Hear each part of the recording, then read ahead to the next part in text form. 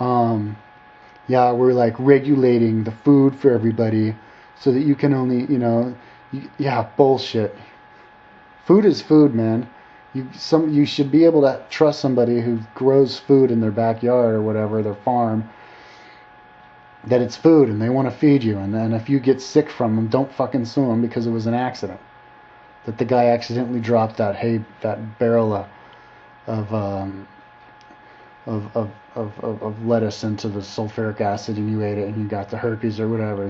It's like fucking, it was an accident, whatever. Forget about it. Take responsibility. Don't be so goddamn vindictive. And just let it. Just let people do their thing. Let people have their job and don't put so many rules and regulations on stuff. It's not to protect.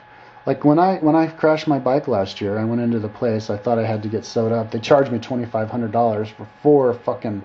Check this out. You see that? Charged me $2,500 to sew that up.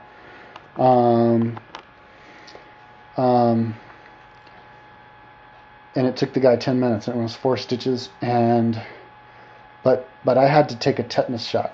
Legally, they weren't gonna see me or anything unless I had a tetanus shot. But what if I don't want a tetanus shot? They gotta just go, oh, we recommend you have a tetanus shot because of this, because of that, and then just trust me to do what I want to do. So, anyways, I think I'll mention also that from now on, I'm gonna make a video. Every time I make a video, I'm gonna mention weed. I'm gonna mention smoke weed, smoke crack, because the best way to legalize crack is by smoking it, and then and try and get other people to smoke it. So let's all smoke crack, so that we can legalize that shit. Because crack is great. I love the crack high. It's like Kundalini experience. So, anyways, then we can legalize it, and then we don't have to have all these people killing each other over drugs and the government making money selling it, and people getting stigmatized for liking it. $40 billion a year on the war on drugs to for narcs to go and throw people in jail, and it's just police state. No, not for me. But the people have to just say no. So I'm gonna say no. I'm gonna say weed, but it's all tied in. And once that happens, then there'll be disclosure. But we have to not think that there's evil aliens. Evil aliens. There's no evil aliens, man. No evil aliens. There's no evil aliens. Those evil aliens on the other dimension or whatever, they're just poor guys. They're just poor guys. Poor guys. I heard they're from the planet Marduk or whatever, and they're just trying to suck on our energy because they're lost. Their sun got sucked up into a black hole, into a higher dimension, and they didn't get to go, and now they're like, they're fucked up. You've been living off us, but then we're going to go out to a higher dimension. They can't suck on us anymore. So, don't hate them, but,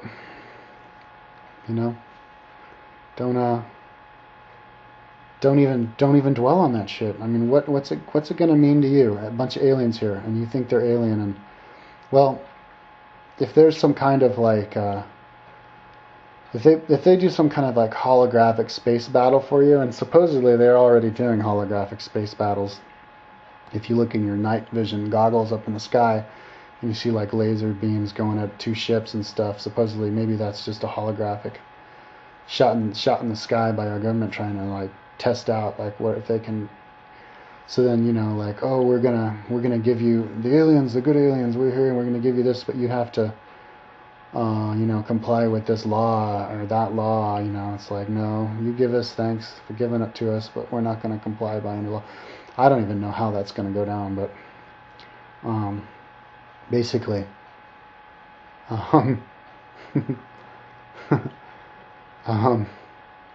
we just have to be able to do whatever we want, man. That's how it boils down. That's the brass tacks of it. We have to be able to take the responsibility for our own shit, not sue each other, not get defensive, not do this vindictive, preemptive strike bullshit. I mean, and I'm talking about personally, because obviously we do it on a nationwide level, attacking Afghanistan and Iraq preemptively. But when we attacked like Iraq, or one of those countries, 69%, I think it was Iraq, 69% of the American populace wanted it to happen because we were being vindictive. And that's what we're like in real life too, man. Every day, somebody, you don't like somebody. I had an argument with a fundamentalist Christian a couple months ago. And he was like really angry, so I was like, oh, this would be cute if I put it up on the internet. So I'm like, can I put it on the internet? And he's like, fuck yeah, put it on YouTube. And I'm like, cool. So I put it on YouTube, and then the next day he leaves a message, I'm going to fucking sue you if you don't take it off. It's like, forget about the sue. Just ask me to take it off, man. I don't take it off. I mean, you gotta trust people. And you know what? I'm going to toot my horn a little bit. I trust people. I loaned $250 to this dude, Honduran guy. He never paid me back. He never came back to pay me back. I went over to where he was in his town where I knew who he was, and he acted like he didn't know me at the beginning, and he couldn't pay me back.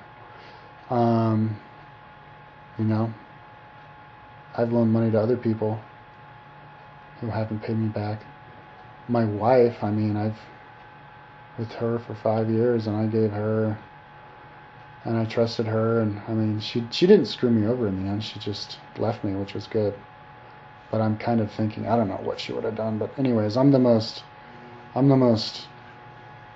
trusting dude, and that's something I'm proud about. I don't think it's smart to not loan your bike to somebody because you think that they're going to destroy it. Loan your bike to somebody. And if they destroy it, don't loan your bike to that person again. And make sure the next person who wants to loan your bike, remind them that the last person you loaned your bike to fucking destroyed your bike, and will you please not do it this time? And give me a collateral. If my bike comes back fucked up, then I'm not going to give you your collateral back unless you fix my bike or something like that, But not draw these lines in the sand, man. Drawing lines in the sand is bullshit. Like making these little rules. Oh, I'm not going to do this. I'm not going to ever, loan money to somebody ever again. I'm not ever going to trust anybody ever again. I'm not ever going to help that guy ever again. It's like, do what you can. Be as cool as you can, be as trusting as you can, be as patient as you can. Because we all feel different each day. Some days we feel really good and we're ready to trust somebody and help somebody out. Other days we feel like hell and we're just not going to trust anybody and not help anybody, and we're just going to be a dick. And that's just how we are. But don't draw lines in the sand. Just be as cool as you can be. And that's what my philosophy is when I lived with Chile. Like my wife, she had a son who was a total basket case. I think it was like he had mental problems. And, his grandfather was like, legally insane, and his father was insane. And he took a lot of patience on my part just to deal with that stuff. And also her father was totally crazy. Everybody's crazy. But, I just be as patient as I could on any given day. And if one day I couldn't handle it anymore, I'd just be like, I'd be a bigger dick than them. I'd be, get the fuck out of my face. And but then the next day I'd be in a good mood, and then I'd let him walk all over me, or whatever. Borrow my computer and not give it back, whatever. So, here, let me put it this way. I keep bringing it back to Chile, but see, these countries, these third world countries are going to be the last countries, and I'm telling you right now, these third world countries are going to be the last countries to accept disclosure. If you tell a country, look, if Barack Obama, I heard he was maybe even going to, some people think Barack Obama is going to, oh, whoops, I'm getting a call. I'll start.